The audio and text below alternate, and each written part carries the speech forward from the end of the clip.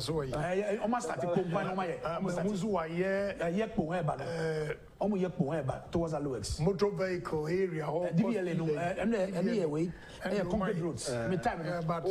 me time. Ashanti region most strong. But they are not how pie Accra Kumasi Road do and a face some interchanges.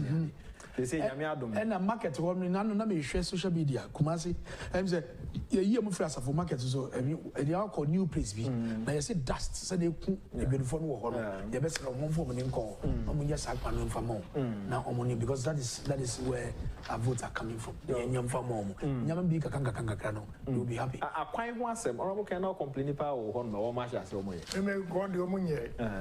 but I don't blame the government, I blame the contractors. Okay. Contractors no magia kwani nyina anye sa aban asadiense ode be ma contractor contractor bi a ode for town rules ma no say e fe de me na me ni nanim ko agric bank ebusia no nko besia no fa me maybe are not ready when I mean how we no so e pa jia ade ma me lose votes more but bio manye a cropon rakese to achiase. I hope for say no see two abama up to now o man ye kwan fosu bypass akwan beje kwanye and I cannot fault Amwakwata or NPP government but the contractors but the chromo of one uno mo ka bibia enam say una ye NPP no mistake bia na ne ona oje o hwe Japan for a kwan a wo mo ye o hoya I mean visa is in order so but kakra matise me call me crew match e unze fedie omse o magusu quota okay e unze o matwitwa beto social media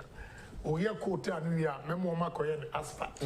so the that feel anymore right the dem feel na fedie o magusu okay no enti Rose said okay me no ma kan say miaya omo to abama mododo nso aban fa nani enhwe ho of course keke say osum body and osum kwadi yeah because central region lusu ye nyina kese no a Rose okay there was not a single major road that was central region in 4 years okay so they deserve to vote against us so bad roads in Kwandia they deserve to vote against us because major roads in Bakukureni central region na Amwakwata menene wa problem bako uhwe baby a ojiji loans ekoya akwan ni ya ina yetia Accra Winneba road traffic yi won gan ho me nua panyi menene wa problem we what is the obey yam sa asem ka kire Accra Winneba yeah ka Accra Kumasi also ka Accra yeah look at the traffic yeah masa semi go for budumura enioma mienu ama many nyime constituency cross me call traffic and a second one me kwa if you can see us minya peace of mind kurana eni ba be gu no say na me ye fie kitua bi kura ka ye wo ba wo nya ba bi nyina we dia wo so di na ba na wa ye ma na say o feel what you say o ma feel say o ma bi but wo dia e ho kura de metimi deliver the back no kura ni say me person me beat traffic bi am me sim early there 4 a.m.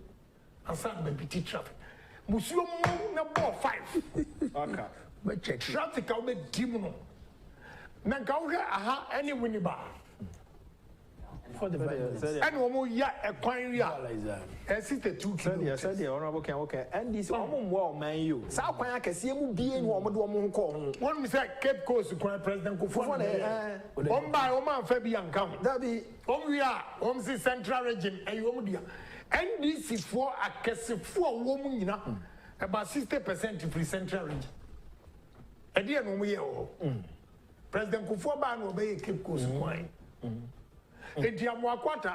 do something before you die mimpesa na bo baby no ojina park is do something before you die bo baby a wanya but nia o ye die e do nyonku na town ho pa say yeah because baby a waji loans bi ekoye bridges bi ni ayi I am nwanwa oh yeah ya be 20 NPP sa average na dia akini so ntina nka ni kwa so oji go emra ben so na kire se wo free park so a eni kwa se referee ji go na watam asem we e de akwa ko dina Supreme Court se yenka bi ma na former president so tro bastardize Supreme Court say the omo ye no omo twanche former president o kasa ya chirem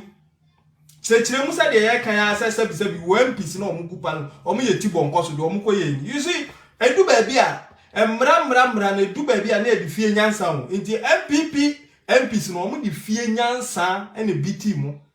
e fie nyansa na da bia ka say NDC MPs mu nkope bi no eno no omo di BT mo no because e munya fie nyansa wo parliament wa mu nkoko ntokwa se munya fie nyansa wonkoye se gidigidi mi ko bu obi tie kunyam ne nkadre bebo no akoto twede wonni fie nyansa de a da bia de ka woni na da bia so nyansa win eno na aka mu amode kwaje 70 e wo court. Okay, mummy heard the ruling na ebai was say in exercising our discretion on whether to grant or refuse this application, we have considered one, this is the Supreme Court ruling. We have considered one, the nature of the relief sought, that is, declaration that an act of parliament is null and void. Okay, Supreme Court say, yeah, no more said the the greater inconvenience or irreparable harm or loss which the parties will suffer, including the likely issues in refunding numerous tax deductions, should be reinforced.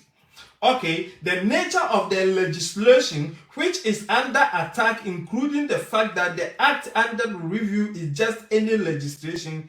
it is a tax on the issuer. And the Supreme Court, so better say, Ashia say, Sebi, and someone Modia Baron. The end can say, Parliament proceedings near course. Supreme Court bet me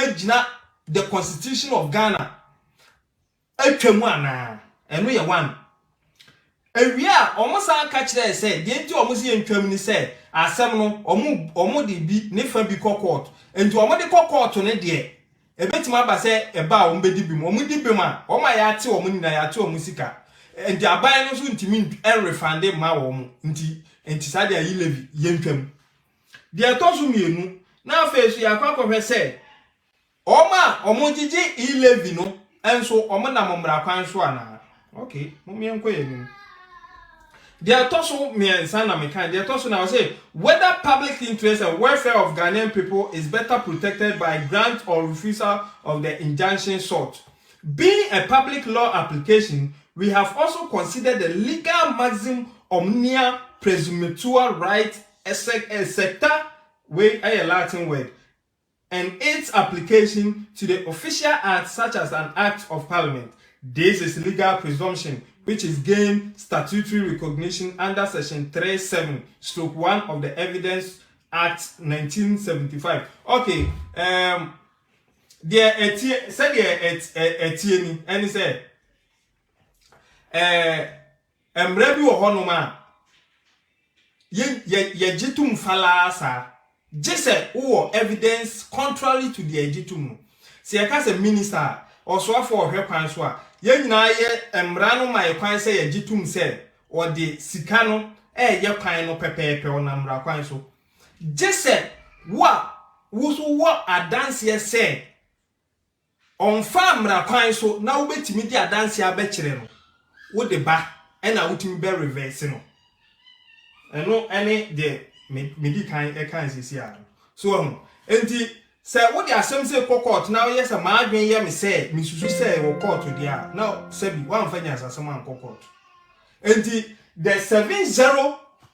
now mo kwaje court na afi no ombese o mo yes a court no ewia wo mo no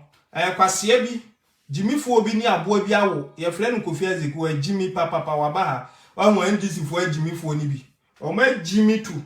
aboa me ti mi page so no minya free ha wa betra ha no ma wutie nyansa won se o ho hyehye wa aboa ba mo me enkoso ka se ye bejeja mo na mo de mo ba ye so NDC fo de jimi na mo didi atema na wa beka na ye jeja ma afi ye nya ni sa o de ba ye betwa ma o kwaso ya se to ato ba bi bone adofo mo fa ntem ne enko na moa no ebi ba sa na ya na se etima wo mo no mo ko. Okay, mo ma hwe ruling na e ba ye no. Thank you Deborah. Mummy ruling by or say Supreme Court say in this the official acts by organs of the state and government department are presumed to be regularly performed unless there's strong evidence in rebuttal. And the says here, CFO minister